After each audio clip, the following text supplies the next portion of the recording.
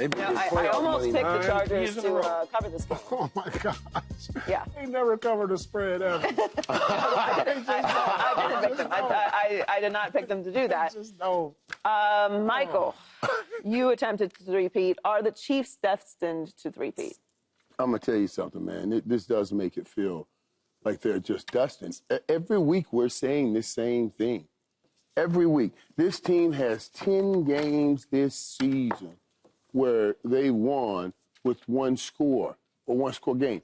I was telling someone earlier, I was so exhausted because when I was traveling with Miami, we were playing those tight games, winning one-score games. They're so emotional. And they have to get back up again the next week and back up again the next week and back up again the next week. This is incredible when you think about it on that term. They continue to win late games emotionally on the last drive, all the things that the stat says will wear you out for the next week, and then you expect them to lose next week, they do the same thing. Yeah. So yeah, it seems like they are destined to reach the three-peat and do that thing, because I thought this way is better than going through if they were blowing everybody out. Mm-hmm. See, everybody will be thinking, oh, if they were blowing everybody out like those 7 Patriots, then I would know that they're definitely going to do it. You're going to have to win games like this to do it. So they're getting a lot of practice at it, probably more than they want, but they're getting a lot. They definitely are getting a lot of practice. And, yeah, it is more than they want. Mahomes said he's tired of winning like this, but he'd like to have a comfortable lead in the fourth quarter, but it's not happening. Key, are they destined? Man, I don't know. I mean, it's one of them things where you look at it and you say, well, here we go again. We've seen this movie before. Mm-hmm. Oh, boom, field goal, dink. Instead of the thing coming back on the ball coming back on our side of the field, yep, it goes to the right inside the goal. Mm-hmm. That's not supposed to happen. It's just not. It's just not supposed to happen. But because they just figure out how to win, I guess in the end, they just do. What can you say? I really and I know come playoff time we'll be able to tell. Yeah, okay. We won't be able to tell whoever they first, because they're going to probably wind up with the #1 seed. Mm-hmm. So we won't really know what they are until the division round. Mm-hmm. Now you draw somebody in that division round, you get them at home in KC, which we all know is a hard place to play. And if they win that game, then I can look at that and probably say they go to the Super Bowl because they got home field advantage throughout the playoffs. You know, if they lose that #1 seed for some tricky, weird reason, I may feel a little bit different. I don't know that they're better, though, than Detroit, Philadelphia, even a Green Bay Packer team, and possibly even a Minnesota team. And don't throw your coffee on me for saying that. You're not picking Minnesota in the Super Bowl. I'm not saying that I'm going to take them if they made it over Kansas City, but Minnesota got some playmakers on the offensive side of the ball. They look Their great. defense take the ball away. They blitz you. They come get you. So it's going to be interesting to see the matchup if they make it to the Super Bowl, who comes out of the NFC, if Kansas City is able to get past the Bills, Pittsburgh, right. Baltimore. That AFC going to be tough. Yeah, that's why I'm sitting here looking at the AFC coming out of the AFC. Mm-hmm. Right, the AFC seems like all of those teams have moved up as Kansas City has come down. Mm-hmm. You know what I mean? Or stayed even. It's not necessarily that they came down. This is the same Kansas City team, essentially, the way they played last year. It's basically the same team. They just scored a few more touchdowns. But they weren't blowing people out last year. No. All right, guys, look. I don't believe there's a team in the NFC that can beat them. And there's all the teams that can beat the Kansas City, and I don't think they're going to three-peat. I think they're playing with fire each and every week. You have to go out and beat the Kansas City Chiefs. They go out here, and they're up 6-0. The Chargers can't find a way to get on the board. You got to take advantage of these opportunities. And I think there's 3 teams that can do that. One of them is Josh Allen and the Bills, because he can will his team to a win. And these are the type of players you need. Lamar, Mr. Jackson, he can beat them, because he's not going to let his team sit up there and not drive the ball downfield while the Chiefs are trying to figure out their offense, which we see every week. It's like they're trying to figure out their offense. They're we want to get it going late? No, you have to play with a lead against Kansas City, and then you got a Mike Tomlin team over there in Pittsburgh. That's the 3rd team, I believe, can find a way to beat the Kansas City Chiefs, because each and every week they play with fire, but they're not playing against a team or a quarterback or players that can wield their teams to a win. And those are the three teams that I say right there. Now, the good news is they don't have to play all three of those teams. But they're going to have to play one of them. Right. In whatever prep team you do play, it's not going to be an easy victory when you think, Paul's talking about those superstar guys, the Lamar Jacksons and the Josh Allens. But those other guys have played them close. The Broncos have played them close. The Chargers have played them close. Russ in the pit. We're going to see Russ in the pit going to play them close on Christmas because and these teams have that defense in the end. So you're going to have a tough road to getting to that AFC Championship game before you get to that championship game and play that NFC team. They're 2 games up, right, Joy? Yes. And so 2 games up over the Bills, 2 games up over Pittsburgh. They'll probably, they play Pittsburgh on Christmas, like Michael said. In their last, the question is, will that bye hurt them? See, now, that bye, we keep asking about the bye, bye. When you're winning 10 straight games by 1 score, I don't know if that bye knocks off that 1 score. Do I even want that bye? Yeah, I do, because Andy Reid is my coach, and he's something like 89-2 coming out of bye.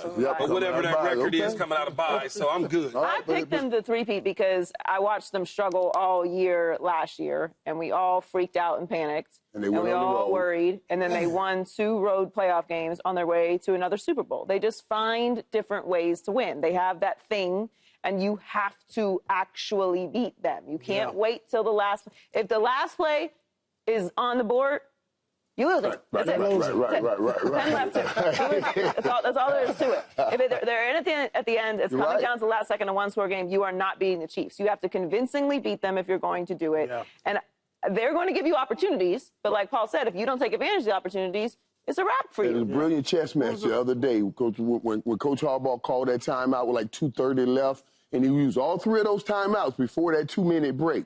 And that one play, if they stopped the Chiefs, that one play, they would have had an opportunity. Right?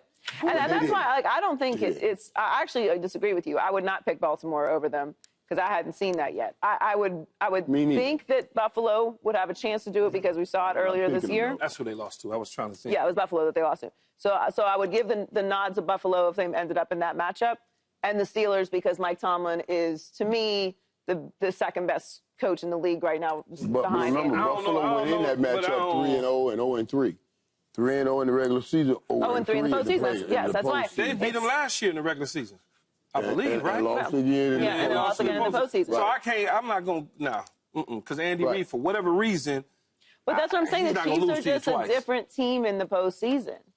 So whether they will win by more points in the postseason or not, I don't know. But what I do know is they win in the postseason. And for me, until I see them screw it up in the postseason, I'm having a hard time believing that they're going to do that. Well, if you see them screw up in the postseason will be over. Right. and then I will believe that they're not going to do it. But Lamar, one thing, the Josh Allen I may be able to roll a little bit towards because it usually, the Superman act won't beat Patrick Mahomes. Mm-hmm. The Superman act doesn't do it. But this Superman act that Josh Allen is doing this year, the way he's playing this year, I may have to beg to differ because he's putting up these numbers and he's not turning the ball over. Yeah. And that's the key that gives you a chance to make those good plays and beat him late in the games. Well, switching over to the NFC, the Eagles got a 22-16 win over the Panthers, but Jalen Hurts only had 108 passing yards on 21 attempts. After the game, Eagles wideout A.J. Brown shared his frustrations with the passing game. Oh, Philly. No. Well, they got the win. Michael, is he out of line for calling out the Eagles' passing game? Well, listen, the passing game needs to be called out, be honest with you, and when you got that kind of talent. But doing it there is not the proper space or place. You just won the game. You won the game, and that was the most important part. I thought this was interesting, and I mentioned this last week, how important it was for them to get past that game 12. Because the 10-1, then they started the 1-6, you know. So I'm just saying, only we just passed that. So I gave you a kudos 7 days ago. Good job. Y'all ready? Boy, y'all ready? And now this. And now this. And you can say what you will and say this is nothing. But what you saw in that clip, what did you see on the sideline? You saw A.J. Brown and Devontae Smith sitting over there talking. So that's what's happening in the locker room, too. And that's what happens when you, that's the start of a problem. So they have to address it. Yeah, they have an issue that they got to make sure they address. Who is he going at? Is he going after Kellen Moore? Is he talking about the quarterback? Yep. Is he talking about the head coach? Whoever involved in the passing game. Right. He's talking about all of them. So yeah, I think he's got a point, but it's just the wrong time to do it. No, I completely agree with what he's doing because, listen, you're trying to build habits going into the playoffs. In our last 2 games, look at this. He's thrown for 226 yards over 2 games. That's not going to get it done in the playoffs. That's not what a Super Bowl team looks like. You have a number 1 receiver who needs the ball.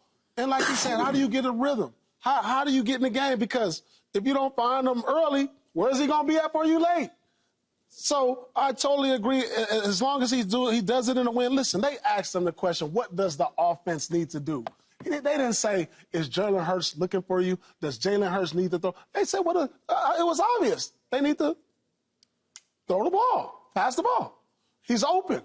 He's one of those guys. He's one of those guys. Me, as a scorer on my team, if I didn't get the ball in the first, second quarter, there's a problem. There's a problem. I'm our number 1 scorer. He's their number 1 target. There's a problem. So if you're building these habits for the playoffs and you got any aspirations for the Super Bowl, you got to go to your number 1 target and make them feel involved in the game.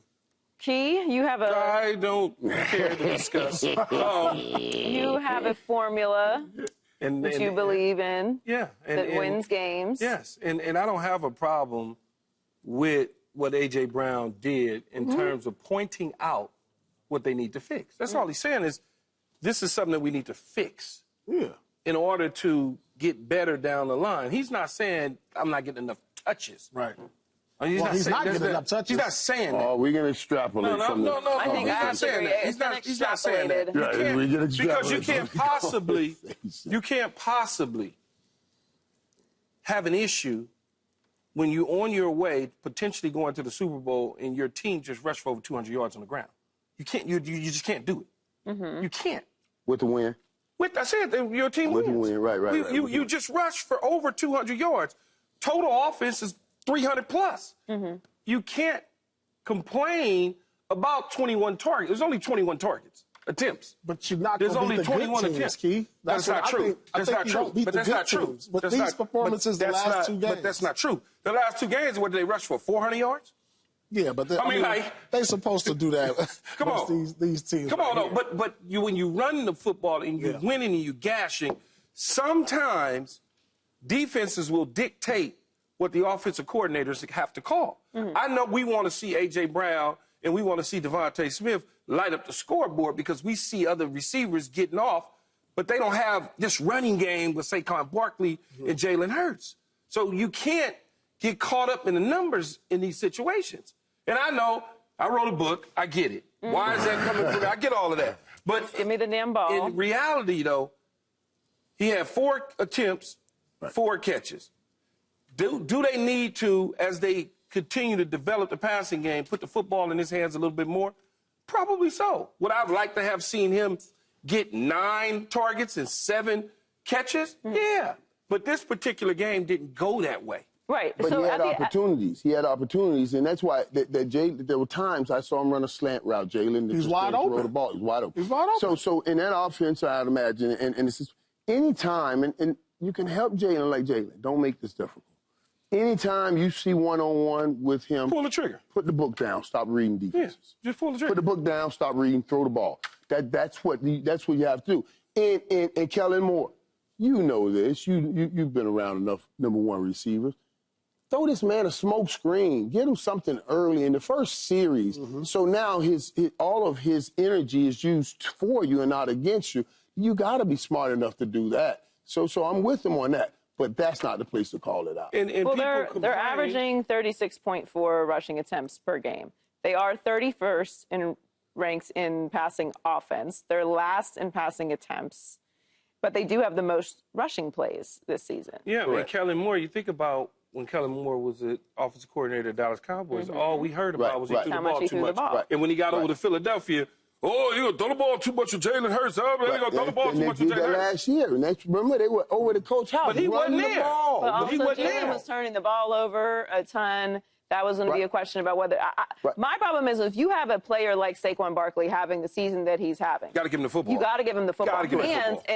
And when that is turning into wins after win after win after win after win, then it's tough for me to get with. We need to focus on the passing game. Now, I'm with you, Michael. You got to get guys involved early. Maybe they aren't going to be involved at the level that they would be if Saquon wasn't having this season. But you do need to get your stars involved early so that they aren't having this irritation throughout the game, so that they can establish some sort of a rhythm. See, I don't think he was complaining as much as he was just trying to talk about the improvement on that offensive side of the ball. I really don't. Because both can coexist. Both can coexist where you can have the top rusher and the top receiver. I mean, Emmett and I did it. They can coexist, you know what I mean, in the National Football League. So I understand what he's saying, that it's not impossible to get that done. But what I'm saying is, yes, we don't need him illuminating there's limits to his quarterback. We know this. That's the problem. That's what I'm saying here. And that's why if he came out and said, you know, I just want us to call more plays to get me the ball, then I'm going to say he directed that as the coordinator. But this way, I don't know who's he directing that. And the reality is... But they only called 21 pass plays. I don't know. 21 pass plays. How many of them were screens? I know. But he's at, 800-some yards right now. No, he got to get a G. 846 yards. Don't play. 846 yards. He got to get a G. And he would be at a G right now had he made those other two. I missed 2-3 games. Yeah, if you add those average per game in there, you add on those 3, he's about a little over 1,000 yards. Yeah. And so it's not like you down here at 300. But that's what I'm saying. So I don't want to say that he's complaining about not getting the football. I don't want to do that. Then what's the purpose of saying this? The question was asked to him. So the question was asked to him about the I could ask questions all the time I don't answer. Well, But Joy, what? He's not like that. And you can even say it. The problem is not what he said, it's how he said it. You can even say it. Yeah, that was a great win for us today. And we know there are things that we got to work on. Certainly we got to work on getting me the ball in the pass game. But we'll get to work on those things. We'll go back to the drawing board, and we're going to get better at those things. It just makes me nervous because things really fell apart because for they Philly. fell apart last year. They fell apart 7 days ago to the year, to the date. I don't think that this is what we're seeing from this team like we saw last year. I just don't. Okay. I have the trauma from it. I remember. They don't think about it like us. No. Okay. They're winning. Subscribe here to get the latest from Speak and go watch a few segments from our other shows on FS1.